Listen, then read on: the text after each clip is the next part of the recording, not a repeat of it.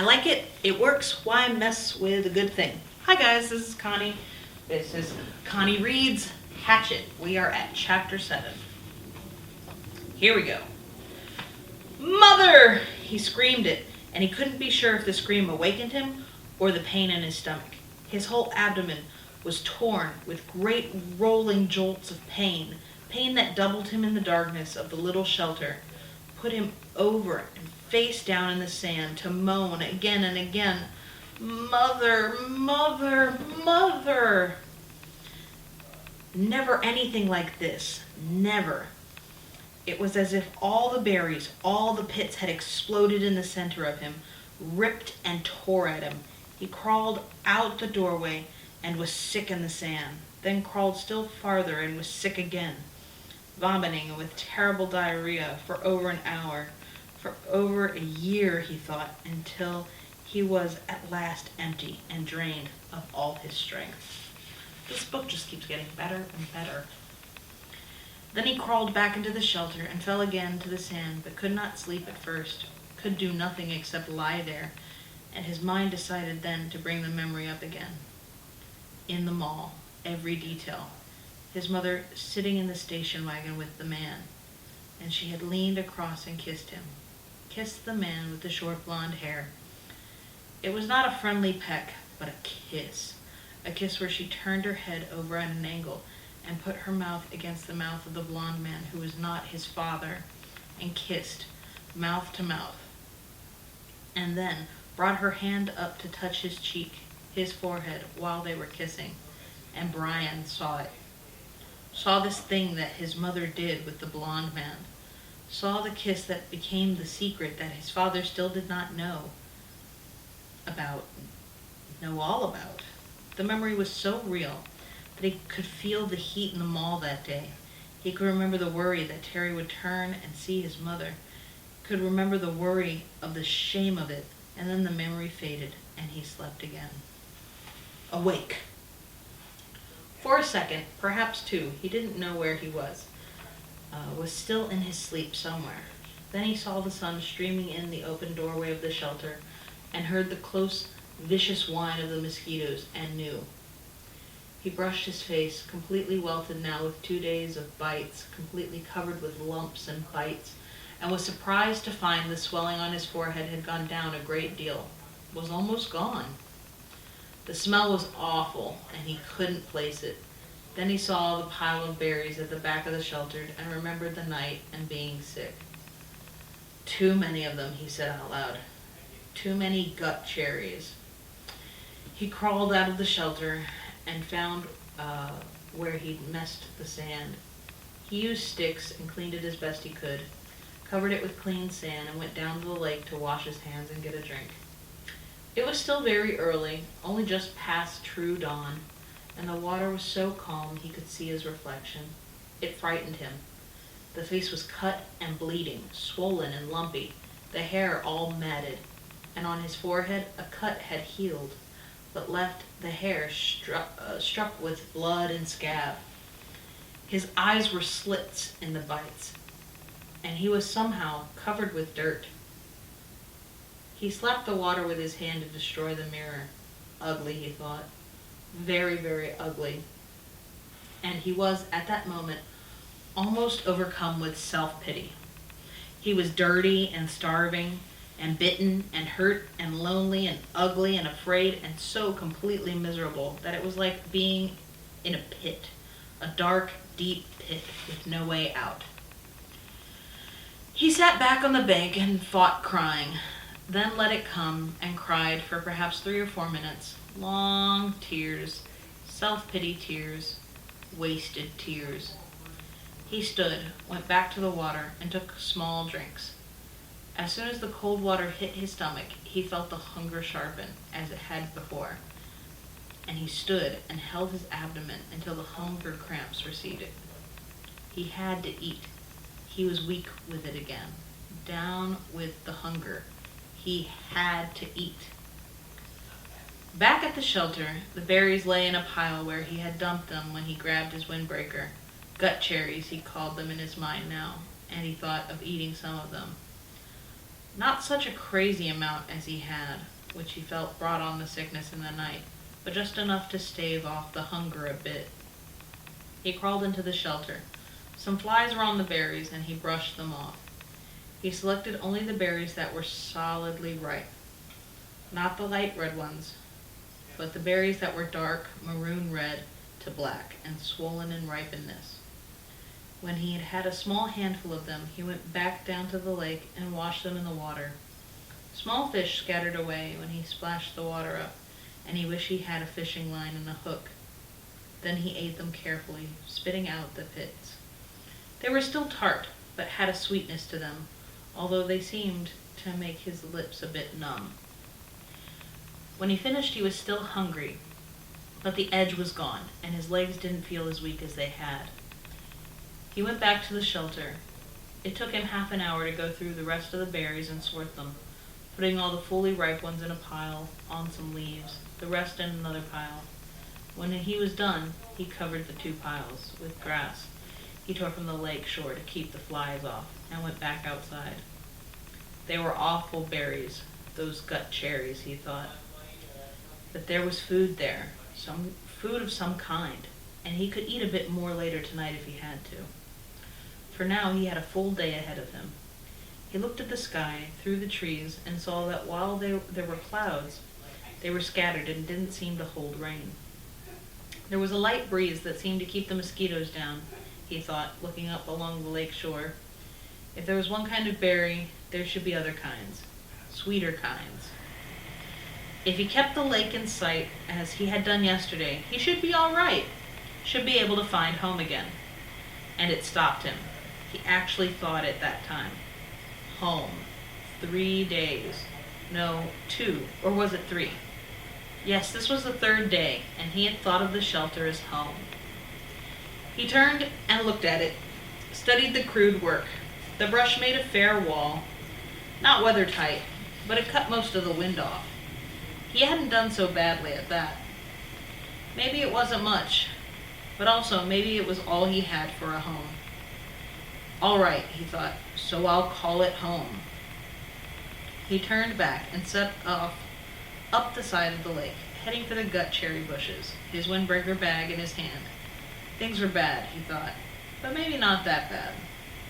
Maybe he could find some better berries. When he came to the gut cherry bushes, he paused. The branches were empty of birds, but still had many berries, and some of those had been merely red yesterday were now a dark maroon to black, much riper. Maybe he should stay and pick them to save them. But the explosion in the night was still much in his memory, and he decided to go on. Gut cherries were food, but tricky to eat. He needed something better. Another 100 yards up the shore, there was a place where the wind had torn another path. These must have been fierce winds, he thought, to tear up places like this, as they had the path he had found when the plane was crashed. These must have been fierce winds, he thought, to tear up places like this, as they had the path he had found when the plane when he crashed. Here, the trees were not all the way down, but twisted and snapped off halfway up from the ground. So their tops were all down and rotted and gone, leaving the snags poking into the sky like broken teeth. It made for tons of dead and dry wood, and he wished once more he could get a fire going. It also made a kind of clearing. With the tops of the trees gone, the sun could get down to the ground, and it was filled with small thorny bushes that were covered with berries. Raspberries! These he knew, because there were some raspberry bushes in the park, and he and Terry were always picking and eating them when they biked past. The berries were full and ripe, and he tasted one to find it sweet, and with none of the problems of the gut cherries. Although they did not grow in clusters, there were many of them, and they were easy to pick, and Brian smiled and started eating. Sweet juice, he thought. Oh, they were sweet with just a tiny tang, and he picked and ate and picked and ate, and thought that he had never tasted anything this good. Soon as before, his stomach was full, but now he had some sense, and he didn't gorge or cram more down. Instead, he picked more and put them in his windbreaker, feeling the morning sun on his back and thinking he was rich, rich with food now, just rich, and he heard a noise to his rear, a slight noise, and he turned and saw the bear. He could do nothing, think nothing. His tongue stained with berry juice stuck to the roof of his mouth, and he stared at the bear. It was black, with a cinnamon-colored nose, not 20 feet from him, and big. No, huge. It was all black fur and huge. He had seen one in the zoo in the city once, a black bear, but it had been from India or somewhere. This one was wild and much bigger than the one in the zoo, and it was right there. Right there. The sun caught the ends of the hairs along his back. Shining black and silky, the bear stood on its hind legs, half up, and studied Brian. Just studied him. Then lowered itself, moved away slowly to the left, eating berries as it rolled along, waffling and delicately using its mouth to lift each berry from the stem, and in seconds it was gone.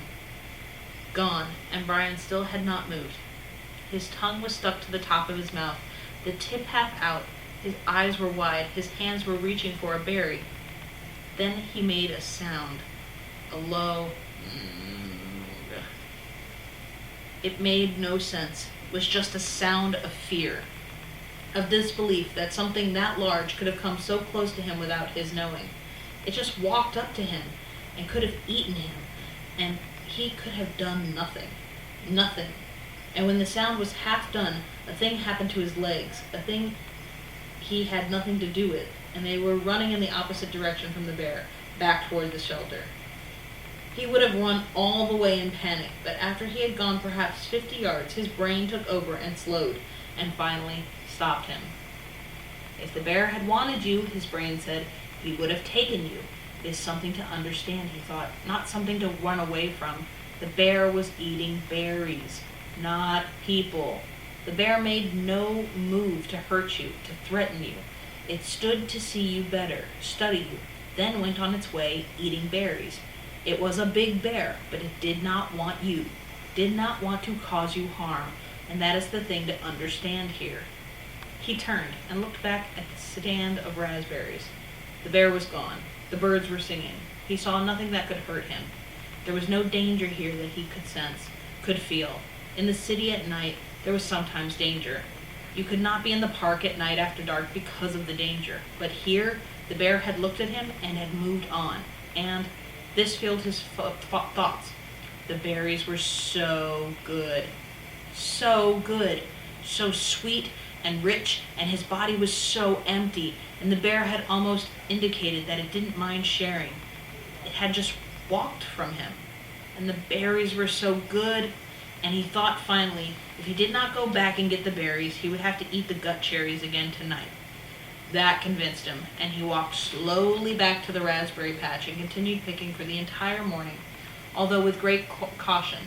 And once, when a squirrel rustled some pine needles at the base of a tree, he nearly jumped out of his skin. About noon, the sun was almost straight overhead.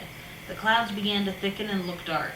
In moments, it started to rain, and he took what he had picked and trotted back to the shelter. He had eaten probably 2 pounds of raspberries, and had maybe another 3 pounds in his jacket rolled in a pouch.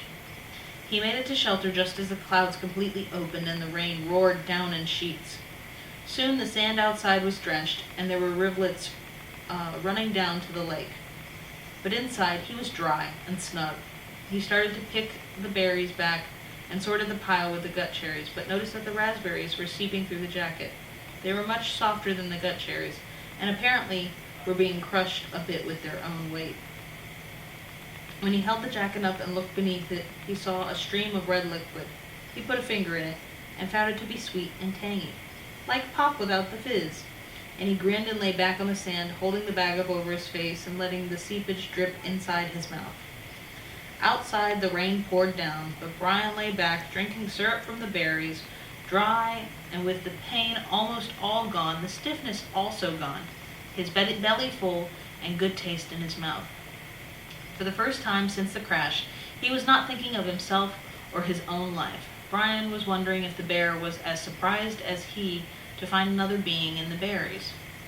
Later in the afternoon, as evening came down, he went to the lake and washed the sticky berry juice from his face and hands.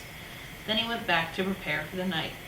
While he had accepted and understood that the bear did not want to hurt him, it was still much in his thoughts, and as darkness came into the shelter, he took the hatchet out of his belt and put it by his head, his hand on the handle, as the day caught up with him, and he slept. And that is chapter 7. And I hope that you could hear me over the sound of my air conditioning. We're going to have to find a much brighter place to continue doing this while the sun goes down. Be careful with that and enjoy, please and thank you. Look forward to chapter 8.